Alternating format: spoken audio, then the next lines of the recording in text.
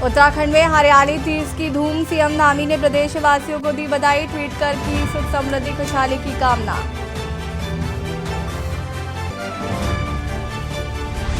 CM Dhami का दिल्ली दौरा। आज दिल्ली से उद्योगपतियों से करेंगे मुलाकात, करोड़ के निवेश जुटाने के लिए दिल्ली में करेंगे बातचीत।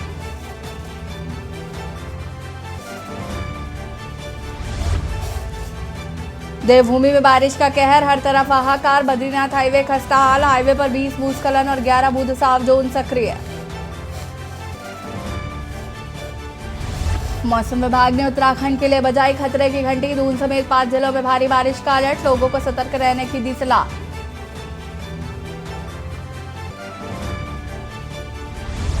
सितारगंज में सेंट्रल जेल से कैदी फरार, आजीवन कारावास की सजा काट रहे कैदी के फरार होने से हड़कंप, कैदी की तलाश में जुटी पुलिस।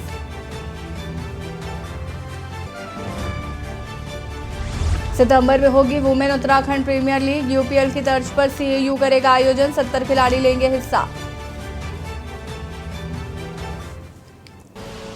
आप देख रहे हैं के न्यूज, खबरों का सारथी। नमस्कार, खबर उत्तराखंड में आप सभी का स्वागत है। मैं हूं आपके साथ यशु शुक्ला। काशीपुर से खबर आपको बता देते हैं, जहां पर अवैध नशे के खिलाफ आबकारी विभाग की छापेमारी। जिला आबकारी अधिकारी के नेतृत्व में छापेमारी।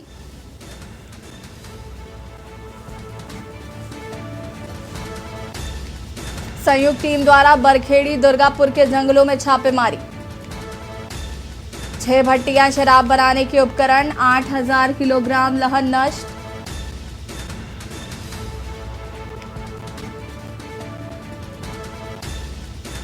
अवैध नशे के खिलाफ आबकारी विभाग की छापेमारी।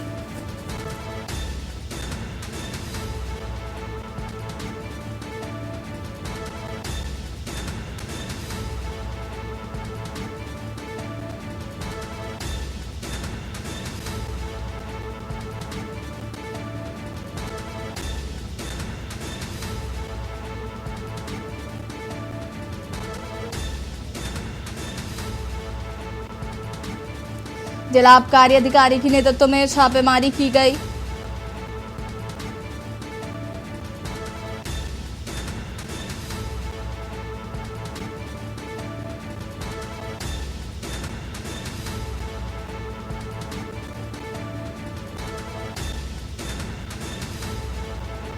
अवैध नशे के कारोबार पर छापेमारी। जिला आबकारी अधिकारी के नेतृत्व में छापेमारी।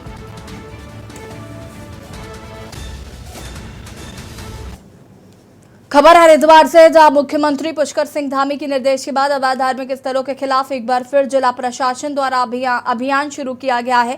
हरिद्वार में प्रशासन ने जमालपुर कला में प्राइमरी स्कूल के अंदर बनी अवैध मजार को ध्वस्त किया। उसके बाद जगजीतपुर में मेन रोड के किनारे बनी एक मजार तोड़ी गई।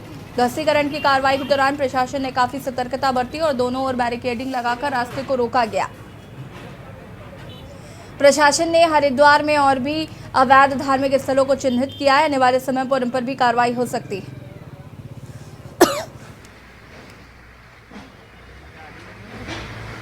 बहुत ही शांतिपूर्ण तरीके से सबको इसमें कॉन्फिडेंस में लेने के बाद ये कार्रवाई करी गई है, जो हमारी उपखंडीय समिति, जिला स्तरीय समिति के आदेश के उपरांत ही करा गया। अन्य न्यायालय के आदेश थे उसमें कि इन जनरल हर जगह से अतिक्रमण को विधिवत तरीके से हटाया जाए, किसी भी तरीके का कर उसमें कोई भी हम लोग धार्मिक संरचना हो, चाहे किसी का घर हो, दुकान हो, ये वो, अगर वो हमारी सरकारी संपत्ति पे, स्पेशली अगर रोड वगैरह के किनारे है, जैसे कि ये वाले जो अतिक्रमण है रोड के मध्य है, तो यहाँ पे हमने जो विधिवत तरीका है उपखंडीय समिति, जिला स्तरीय समिति में डिस्कशन के बाद उसको हटा दिया। यहाँ पे हमारे नगर निगम के, पुलिस के, राजस्व के और यूपीसीएल के, ताकि बिजली से रिलेटेड कोई बात हो तो सब अधिकारी मौजूद, पुलिस बल काफ़ी मौजूद है। ये वाला जो चिन्हीकरण है लगातार ही चल रहा है, जहाँ जहाँ पे भी जैसे भी सूचना रहती है, स्पेशली जो हमारा फोकस है माननीय न्यायालय के आदेशानुसार सड़क वगैरह के किनारे ज़्यादा है, लेकिन इन जनरल भी अतिक्रमण की जैसी सूचना आती है उसमें जाँच करने के बाद, विधिवत नोटिस देने के बाद, सबको पूर्ण मौका देने के बाद हम उसमें कार्रवाई करें। खबर दुमका से, जहां अनुसूचित जनजाति आवासीय बालिका उच्च विद्यालय कड़हरबल के हेडमास्टर और नाइट गार्ड को नगर थाने की पुलिस ने छात्राओं से छेड़खानी के आरोप में घर से गिरफ्तार कर लिया है। उपायुक्त के आदेश पर जिला कल्याण पदाधिकारी संजय कश्यप ने नगर थाने में मामला दर्ज कराया। वहीं इसी विद्यालय के 2 शिक्षक गुलशन और पंकज के खिलाफ भी विद्यालय में शराब पीने का मामला दर्ज कराया गया। दरअसल एक सप्ताह पूर्व विद्यालय की छात्राओं ने हेडमास्टर और नाइट गार्ड पर छेड़खानी का आरोप लगाते हुए उपायुक्त को बंद लिफाफे में आवेदन भेजा था। उपायुक्त मामले की जांच कर रहे हैं। जांच में आरोप सत्य साबित होने के बाद उपायुक्त के आदेश पर कल्याण पदाधिकारी ने मामला दर्ज कराया।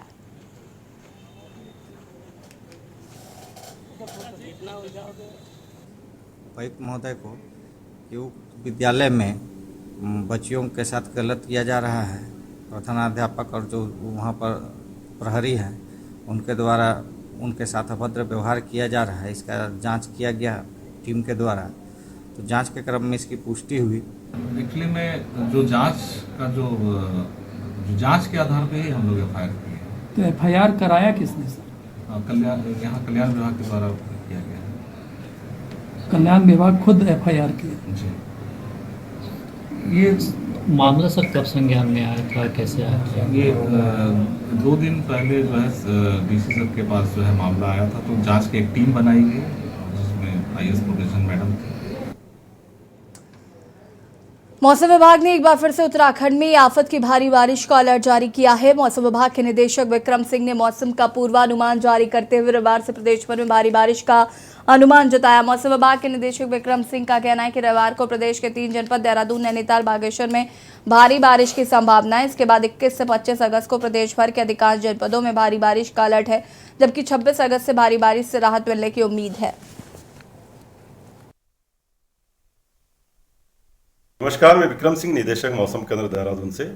उत्तराखंड के लिए मौसम की बात करें, आज 19 अगस्त है, तो 19 और 20 में जो एक्टिविटी है प्रदेश में वो कमी रहने वाली है, लाइट से मॉडरेट तक रहेगी। 19 में कुछ जगहों में तक कह सकते हैं आप में, और 20 में अगर बात करें तो अनेक जगहों तक में वो रह जाएगी। जहाँ तक हैवी रेंज की बात, तो आज तो संभावना 19 को नहीं लग रही है, लेकिन 20 में 1-2 डिस्ट्रिक्ट रखे गए हैं, जैसे देहरादून है, नैनीताल है, और इसके साथ साथ बागेश्वर डिस्ट्रिक्ट है। उनमें संभावना थोड़ी दिखती है कि हैवी रेन वहाँ एकाध मिलेगी।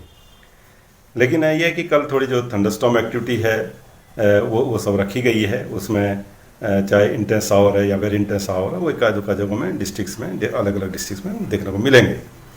तो आप कल कह सकते हैं थोड़ी एक्टिविटी ज़्यादा रहेगी, पर आज जो है एक्टिविटी कमी है। 19 तारीख की अगर बात करते हैं, जब 21 तारीख में जा रहे हैं तो एक्टिविटी बढ़ेंगी। 21 को आप कह सकते हैं कि ज़्यादातर जगहों में बारिश मिलेगी, हल्की से मध्यम। और जहाँ तक भारी से बहुत भारी वर्षा की बात है, तो उसमें हमने अभी देहरादून, पौड़ी, इसी तरह नैनीताल, चंपावत और बागेश्वर को रखा है। और जहाँ तक भारी बारिश की बात है, तो उसमें हरिद्वार है, या फिर पिथौरागढ़ है, चमोली है, या टेहरी है, इनको भी रखा गया है। इसी तरह की एक्टिविटी करीब 22 को भी रहेगी, बल्कि थोड़ा बढ़ोतरी ही रहेगी 22 को। और 23 को जब आप जाते हैं तो 23 में एक्टिविटी कम हो जाएगी, लाइट मॉडरेट तक की एक्टिविटी रहेगी। एका दुका हैवी रेंज ठीक है मिल सकती है, नैनीताल या बागेश्वर डिस्ट्रिक्ट की बात करें। और यहाँ रुकेंगे छोटे से ब्रेक के लिए, जल्द हाजिर होते हैं। आप देख रहे हैं के न्यूज। खबर बागेश्वर से, जहां विधानसभा उपचुनाव में जीत के लिए जंग तेज हो गई है।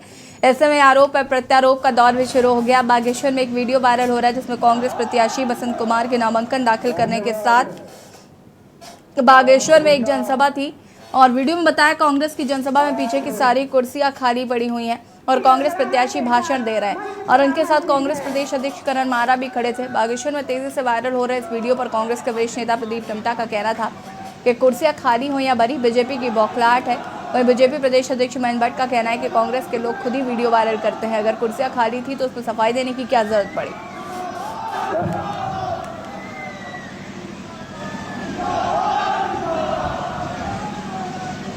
तो रैली का सैलाब देगा। और जब मैं वहाँ पर गया था बागेश्वर में, सारी मंच बड़े हुए थे। हाँ, इनके सामने इनकी रैलियों में कुर्सियों की खाली संख्या हो, ये अपनी झिझक है।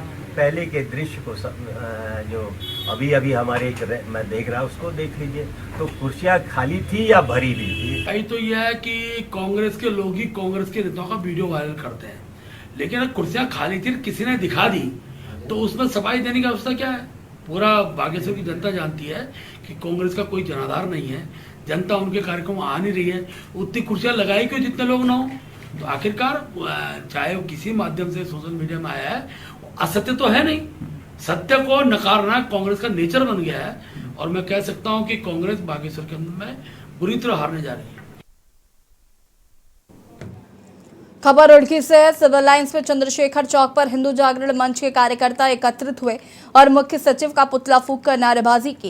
इस दौरान हिंदू जागरण मंच कार्यकर्ता प्रदीप वर्मा ने कहा कि देहरादून में एमडीडीए की जमीन पर पिछले 11-12 सालों से एक मस्जिद का निर्माण किया गया था, जिसको शासन के द्वारा जांच के बाद सील कराने के आदेश दिए गए थे, लेकिन उन आदेशों का पालन नहीं किया गया। साथ ही साथ आरोप लगाया गया कि अवैध मस्जिद मदरसे को चला रहे लोगों के साथ सांठगांठ कर फर्जी तरीके से शुभेच्छा पत्र प्राप्त कर समय बढ़ा दिया गया है। उन्होंने बताया कि इसके चलते विरोध स्वरूप हिंदू जागरण मंच के द्वारा पूरे प्रदेश में शासन का पुतला दहन किया गया।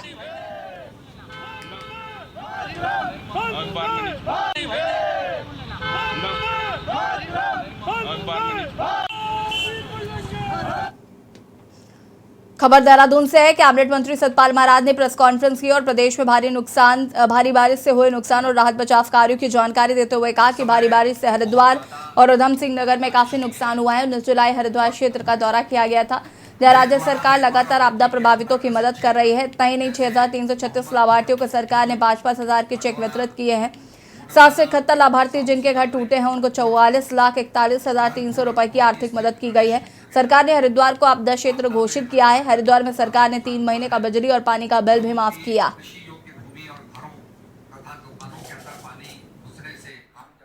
काफी कठिनाइयों का सामना करना पड़ा।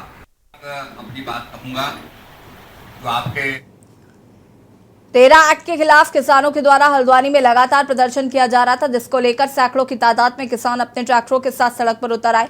किसान रैली निकालकर रेरा एक्ट के खिलाफ सरकार और प्रशासन के प्रति अपना विरोध रैली निकालकर जाहिर करना चाह रहे थे, लेकिन प्रशासन ने हल्द्वानी मंडी के पास किसानों के ट्रैक्टरों को रोक दिया। इस दौरान किसानों की पुलिस और सिटी मजिस्ट्रेट ऋचा सिंह के बीच तीखी नोकझोंक भी हुई। किसानों की नाराजगी इस बात को लेकर भी थी कि उन्हें प्रॉपर्टी डीलर कहा जा रहा है और उन्हें गुमराह किया जा रहा है। लगभग 3 घंटे से भी ज्यादा किसान मंडी के पास जमे रहे और रैली निकालने की बात करते रहे, मगर प्रशासन ने अनुमति नहीं दी। इधर किसानों के साथ कांग्रेस विधायक सुमित हद्रेश, तमाम कांग्रेसी नेता समर्थन देने पहुंचे। किसानों ने आरोप लगाया कि 400 ट्रैक्टरों की परमिशन दिए जाने के बावजूद ट्रैक्टर रैली शहर में नहीं निकालने दी गई। प्राधिकरण के रेरा एक्ट के तहत उनकी जमीनों को बेचने का उनका अधिकार छीना जा रहा है। 2016 में जो उत्तराखंड में रेरा का नियम आया, वो नियम 2016 से लागू नहीं हुआ। जब 2024 के चुनाव नजदीक आने लगे, उस समय वो फाइल खुली गई। रेरा के अंदर में हल्द्वानी की जो जमीन की बनावट है, रेरा के अंदर में नहीं हो सकता वो। अगर रेरा के अंदर है तो पूरे जो मकान बने हैं अभी तक वो रेरा के अंदर आते तो उनको तोड़ दिया जाए। देखिए, आज हम और कप्तान साहब यहाँ तहसील सकंडिया में आए हैं और एक नई पहल हम लोगों ने पिछले कुछ तहसील दिवस से शुरू की है, जिसमें जो बार शिकायत लेकर व्यक्ति आते हैं उनको एक व्यक्तिगत तौर पर समय दिया जाए, उनकी समस्या का हल क्या हो सकता है इसको निकालने का प्रयास किया जाए। तो इसीलिए हमने यहाँ पर 2 तरह से विभाजन किया है शिकायतकर्ताओं का, जो पहली बार आए हैं और जो दूसरे बार या उससे अधिक आए हैं। उन लोगों को हम लोगों ने व्यक्तिगत तौर पर सुना, उसका जो सोल्यूशन निकलना है, चाहे वो हमारे संयुक्त टीम के द्वारा होना है या उसमें कोई आदेश कोर्ट से होना है, हमारे राजस्व न्यायालय से होना है, जिस भी प्रकार का उसका समाधान हो सकता है उसको करने का हम लोगों ने प्रयास किया है। और यहाँ रुकेंगे, छोटे से ब्रेक के लिए जल्द हाजिर होते हैं। आप देख रहे हैं के न्यूज, खबरों का सारथी। के बाद एक बार फिर से आप सभी का स्वागत है। भाजपा लोकसभा चुनाव की तैयारियों को लेकर निर्णायक कदम आगे बढ़ाते हुए वोटर चेतना महाअभियान चलाने जा रही। इसे राष्ट्रव्यापी अभियान की प्रत्येक विधानसभा में 10,000 नए वोटर बनाने के लक्ष्य को हासिल करने के लिए व्यापक पैमाने पर हल्द्वानी एवं देहरादून में प्रशिक्षण कार्यक्रम आयोजित किए जाएंगे। साथ ही बूथ एवं शक्ति केंद्र स्तर पर वोटर कैंप लगाए जाएंगे। इस अभियान को लेकर जिला स्तर पर 3 से 5 लोगों की टीम बनाई जाएगी और विधानसभा स्तर पर 3 से 10 टीम इस पूरे कार्यक्रम को संचालित करेगी। इस संबंध में आज हल्द्वानी में बैठक का भी आयोजन किया गया, जिसमें प्रदेश प्रभारी दुष्यंत गौतम और प्रदेश अध्यक्ष महेंद्र भट्ट भी बैठक में शिरकत करने हल्द्वानी पहुंचे। प्रदेश प्रभारी दुष्यंत गौतम और बीजेपी प्रदेश अध्यक्ष महेंद्र भट्ट ने कहा कि हल्द्वानी के अलावा 21 अगस्त को गढ़वाल संभाग की बैठक का देहरादून में आयोजन किया जाएगा। उन्होंने बताया कि इस बैठक में सभी जिले एवं विधानसभा के लिए तय समितियां शामिल होंगी। किसी भी राजनीतिक दल का वोट बनाना, वोट को मतपेटी तक पहुंचाना, ये ही राजनीतिक दल की रीढ़ की हड्डी का काम होता है और पार्टी हमारी 1951 से लगातार ये काम कर रही है। अब केंद्र की तरफ से ये योजना बनी है कि प्रदेशों, ऑल इंडिया के संयोजक बने, प्रदेशों के संयोजक बनेंगे, फिर जिला के संयोजक बनेंगे, उसके बाद विधानसभा के बनेंगे। वो सब इलेक्शन कमीशन का अभियान चल रहा है 21 से लेकर 30 अगस्त तक का। वोटर चेतना महाअभियान भारतीय जनता पार्टी ने चलाया है, जिसके तहत आज कुमाऊं के पदाधिकारियों की यहाँ पर बैठक है। आज यहाँ कुमाऊं मंडल के सारे पदाधिकारी उपस्थित हो रहे हैं, जिसमें जिले के अध्यक्ष हमारे जो इस अभियान के जिनको संयोजक बनाया गया है, प्लस जिले के प्रभारी, प्रदेश पदाधिकारी, सब लोग यहाँ उपस्थित हुए हैं। हम लोगों का अभियान ये अभी प्रथम चरण में 31 अगस्त तक चलेगा। देखिए, भारतीय जनता पार्टी ने इस बार वोटर चेतना अभियान चलाया है। अभी तक सरकारी एजेंसियां, NGO, इनके माध्यम से जन जागरण करते हुए सबका वोट बने, सबका मतदान हो, इस विषय के कार्यक्रम चलते थे। देश की सबसे बड़ी राजनीतिक पार्टी होने के नाते हमारे राष्ट्रीय नेतृत्व ने तय किया है कि कोई भी व्यक्ति जिसकी उम्र 18 वर्ष हो चुकी है उसका मत बन जाए। इस भाव के साथ कार्यकर्ता सभी बूथों पर जाएंगे।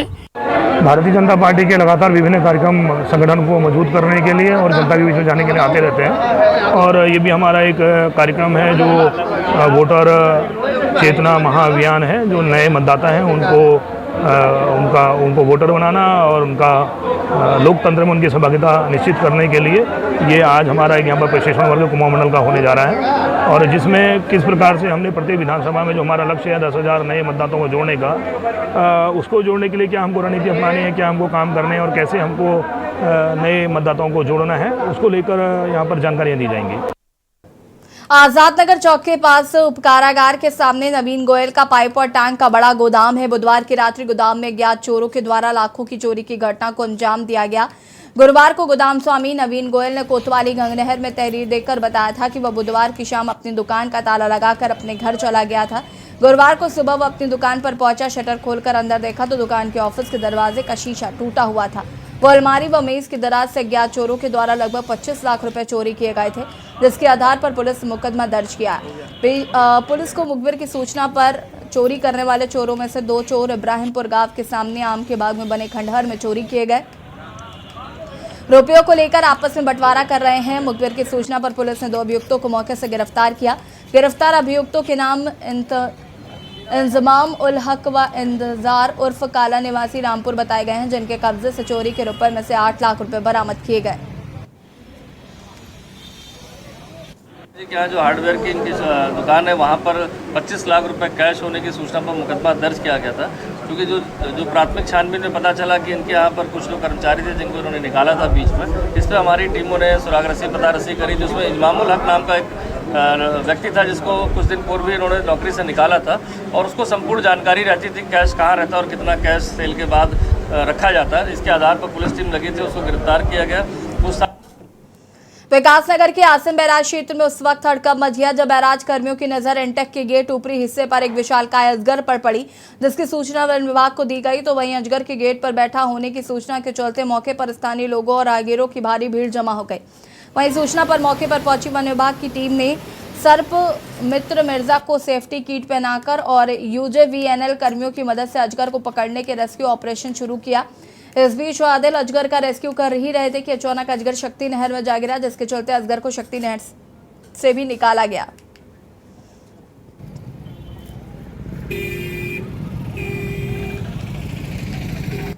देखिए, जब हम रेस्क्यू करते हैं तो मैं कुछ नहीं कहना चाहूँगा, बस 2 ही बात कहना चाहूँगा। कुछ लोग हमारा मजाक बनाते हैं, वो सोचते हैं कि वन विभाग आएगा और डायरेक्ट हाथ डाल के रेस्क्यू कर लेगा, पर ऐसा कुछ नहीं है। सिचुएशन के हिसाब से हमें रेस्क्यू करना पड़ जाता है, उसमें टाइम भी लग जाता है। तो लोगों को ऐसा नहीं सोचना चाहिए कि वन विभाग उनके साथ नहीं है, हम कुछ कर नहीं रहे। हम दिन रात वन्य जीव को बचाने में और अपने जंगलों को बचाने में बने रहते हैं। अगर इस सीजन की बात करें, इस सीजन में बात करें तो अभी तक मेरा जो आंकड़ा है वो 500 पार कर चुका हूँ मैं। करीबन इस टाइम हर दिन में 10 से 7 8-10 सांप रेस्क्यू हो रहे हैं। अभी भी आपने देखा होगा कि मैंने अभी तक सुबह से लेकर 10 बजे तक अभी टाइम तक 2-3 बजे तक ही 7 सांपों का रेस्क्यू किया है।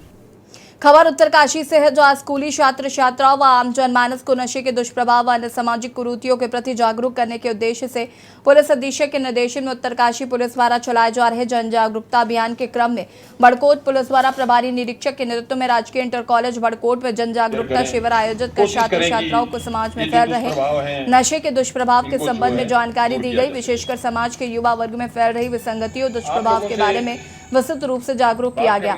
नशे के दुष्प्रभाव के अतिरिक्त पुलिस द्वारा छात्र छात्राओं को यातायात नियमों, साइबर, महिला संबंधी अपराधों एवं अन्य सामाजिक कुरीतियों के प्रति भी सचेत किया गया। हमारा आशय ये है कि आप लोगों के माध्यम से घर घर तक वो बात जाए जो लोग समझते तो हैं। तो बच्चे एक ऐसी कड़ी है जो खबर सितारगंज से, जहां सितारगंज केंद्रीय जेल में उस वक्त हड़कंप मच गया जिस वक्त एक आजीवन कारावास की सजा काट रहा कैदी अचानक फरार हो गया। जेल प्रशासन सहित पुलिस प्रशासन फरार कैदी की तलाश में जुट गया है। जनपद पुलिस जंगल और वाहनों में सघन चेकिंग अभियान चला रहे हैं। आपको बता दें कि हत्या के मामले में आजीवन कारावास था। जैसे ही मामले की सूचना जेल प्रशासन को लगी वैसे ही जेल प्रशासन में हड़कंप मच गया। कैदी जेल भूमि पर काम करने के लिए गए थे, तभी से कैदी फरार चल रहा है।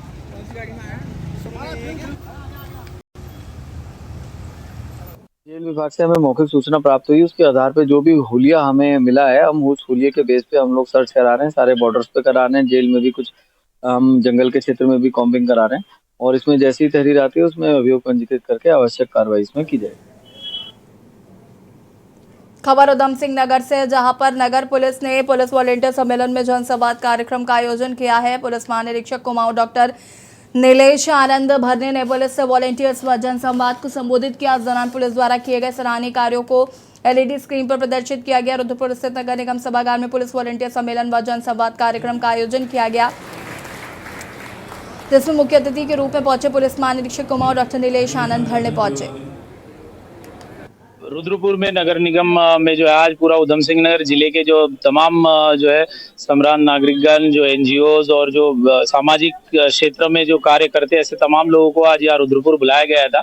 उनके साथ जनसंवाद किया गया। तो जो पुलिस से जुड़ी जो जनता की जो अपेक्षाएं होती है, समस्याएं होती है, जैसा यातायात है, साइबर क्राइम है, ड्रग्स, नशे की समस्या है, महिलाओं की समस्या है, विभिन्न समस्याएं जनता द्वारा उठाई गई है और इसमें पुलिस जो है जल्द ही जो है इसमें बड़े लेवल पे कार्रवाई करने जा रही है। जैसे कि अब स्कूल बसेस आती है उसमें जो है महिला कंडक्टर होना हम लोग अनिवार्य करेंगे। इसके साथ ही स्कूल बस, ऑटो सभी इसमें जाली लगने का पुलिस पहले से ही करे आ रही, जो नहीं कर रहे उसके ऊपर कार्रवाई होगी। इसके साथ ही जो है कुछ जो ऐसे गर्ल्स कॉलेज वगैरह होते हैं उसमें भी जो है हम लोग गौरव दीदी स्कीम पुलिस लागू करें। खबर उत्तराखंड में फिलहाल इतना ही। देखते रहिए कि न्यूज़ इंडिया। नमस्कार।